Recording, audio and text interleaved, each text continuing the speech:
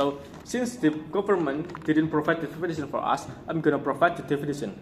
So what we meant by political competency test here is having politician candidates go through a test that evaluates and shows what they are capable of. So the goal as an opposition here is to actually make the candidates capable to handle the government and their people. As the opposition will agree that they should have a background related to their sectors, but we have the better mechanism for this is only letting candidates that apply for the higher grades is only come from the grade below it. For example, if they want to apply for the presidents, then they must comes from the vice president before or even the ministry itself, not the lower grades more than that. For the stance, we are okay to not letting competency tests taking over the political standards, and we are not okay to letting competency tests taking over the political standards. And why is it justified, and why can it be more good than harm? So for the first argument, the government needs to understand what their people needs, not just based on what knowledge they have, but also what their bonding is to the people. Because why? Because if we add a test for the politicians, then people or politicians from nowhere or anywhere can just join the test and become a part of the government if they pass the test. Even though they didn't know what their people's need, they didn't understand what their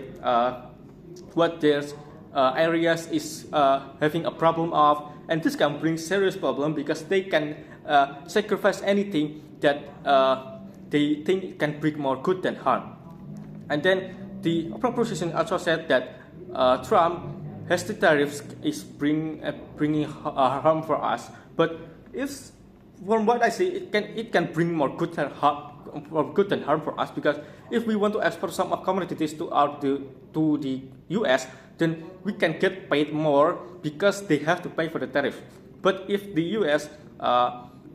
import to us, then we will most likely paying less than before because we don't have to pay for the tariff. And then people based on the knowledge will actually often going to sacrifice things that they think that worth to sacrifice in exchange for greater outcome, because they will most likely think realistic rather than idealistic. Why? Of course, they didn't know what these people need. They can just go straight into any sector of government, but they haven't been on there before. They didn't even know what their peoples are capable of and what their people's problems are. And from what they know, they must minimize their harm, and they need to bring more good, not considering that the effect of the policy that they make to the people that they sacrifice for the greater good. Just for example, here in Indonesia, the government of West Java is literally changing the school entries hour into 6 a.m. This can bring good for the student itself, but also can bring harm to the family. Why? If the families depends on the job income that comes from the job that they do in the morning, then, but especially if they use help from their children, but because of this policy, the children can't even help their parents no more because they have to go to school early in the morning, and this can bring more harm to the family and then possibly make them go poor in the next couple of months or even years.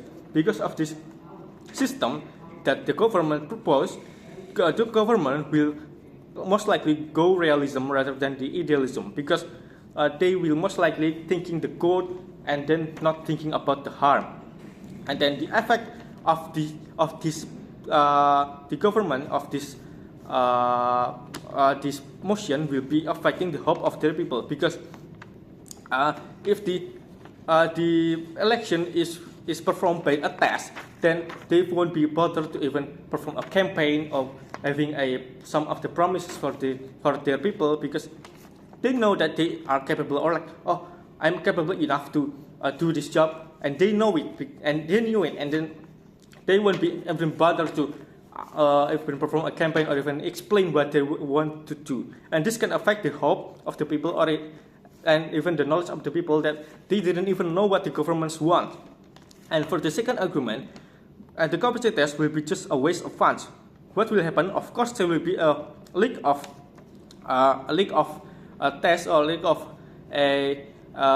maybe some of the tests by some of people, especially if our country still vulnerable to some kind act of money in the background. People will just prepare for the test but not prepare for their work, and this can resulting in a maybe forgetting what they learn from the test sooner than we thought.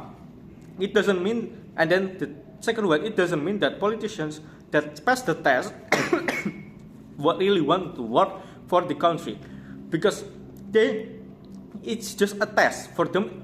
In the end, it's just a test for them, not a obligation that they must do it for the rest of their work, because the obligation is just just a word, just a oath for them, not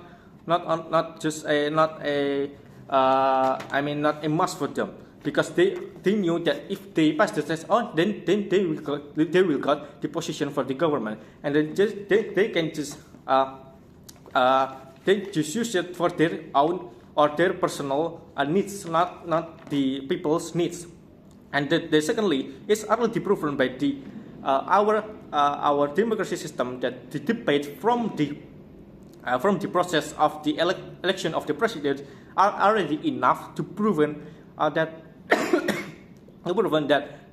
that the candidate is good enough or not good enough, because we can see that from that debate that the candidates is good or bad from what they're talking about and from what they understand from the case that they are given. Because politicals must attend this debate, they want it or not, and then it is not a standards for them that they are letting them to elect to propose themselves or not, but the election will be still depends on the people itself. And then by assigning the politician one by one in this mechanism, they can contribute more for their sector, because they knew their people from the scratch, they knew what their people's need, they knew what their people's capable of, and they have empathy. That is the most important thing. They have empathy more rather than just think realistic, and then they will think more idealism for their people and have the spirit of their people rather than just having themselves think realistic for their country only, not considering their people. And this is why we are strongly opposed this motion, and this is why we are strongly agree that this is the most effective way to stabilize the politics. Thank you.